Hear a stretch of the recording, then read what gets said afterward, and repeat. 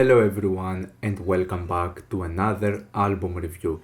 And in this video I'm going to review Bantou Mentale, self-titled. This is one of the very interesting releases I've stumbled upon recently. Bantou Mentale is one of those projects I found upon some research from some labels, and this one really caught my attention with this impressive album cover. It has colors and an aesthetic that I truly like, and it's from a label called Glitterbeat Records, which mostly consists of traditional world music through all around the world. And in the previous year there were two releases from Glitterbeat Records that were actually highly praised. One of them was God Is Not a Terrorist by Utsad Sami, which felt more of like a musical historical documentation over some music from Pakistan. And then there was also Communion by Park Seha, which was a sort of avant-garde jazz project from Korea consisting of some traditional Korean instruments. The Bantou Mentale project is located in Paris but has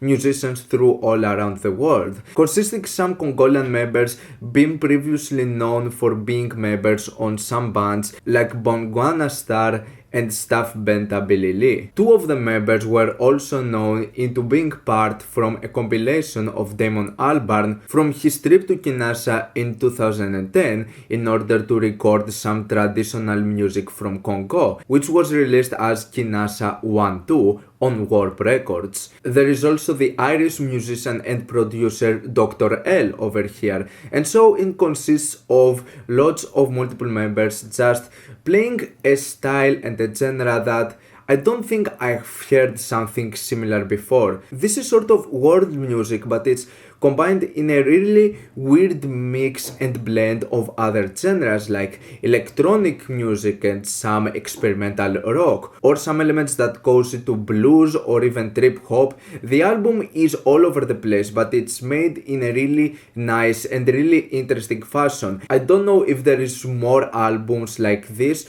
but this is definitely something unique for me, something that I haven't heard before just done in this way. Because you can't say that this album is world music. It definitely has elements, but it's far more than that. It has much more things to it, and for what it is, this combination of sounds actually works really well. It also plays a weird experimental note with the distortion on this thing, because there are so many elements and sounds that consist of so much distortion from both the vocals and the instrumentals. There are some occasions like with the first track, Zanzibar, which has some heavily distorted guitars, or you have other moments like Suabala, which is a really nice and catchy sort of trip hop track, but it's filled with so much distortion in the vocals and in some parts of the instrumentation. And one of the great things about this album is that it has numerous vocal inflections. Some of the vocals are getting repeated in a really nice fashion,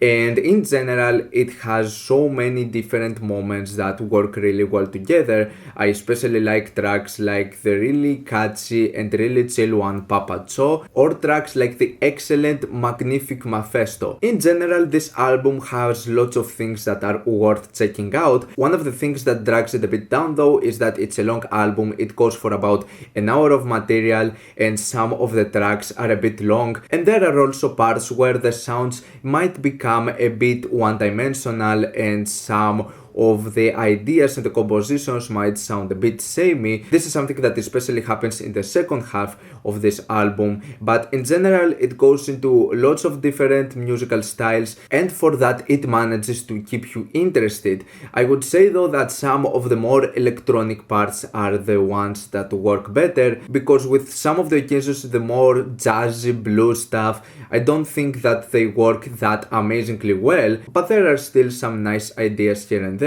There are also though tracks like Syria or Yoka Chargin, which I'm not that interested into, but in general I like the route and the ideas that it's going for. I like this album, and I think it's quite a refreshing take on traditional music. This is like a combination of traditional and modern music, and I think it's done in a really good fashion over here. The album could have been shorter, it could have been more fleshed out, and it could have been less one-dimensional at some occasions. After a while it becomes apparent that there is not that much variation of different sounds. But still, this is a quite chill and catchy album. I like the vocals to this thing, the production is quite decent, and I definitely do recommend it if you're looking for something a bit different. I'm going to give this album a 7 plus out of 10. What's your opinion on this album? Like it, dislike it, why, and what do you want me to review next time? Let me know down in the comments. Leave a like if you enjoyed the video, subscribe for more content like this. Thank you for watching, and I'll see you all in the next video. Goodbye.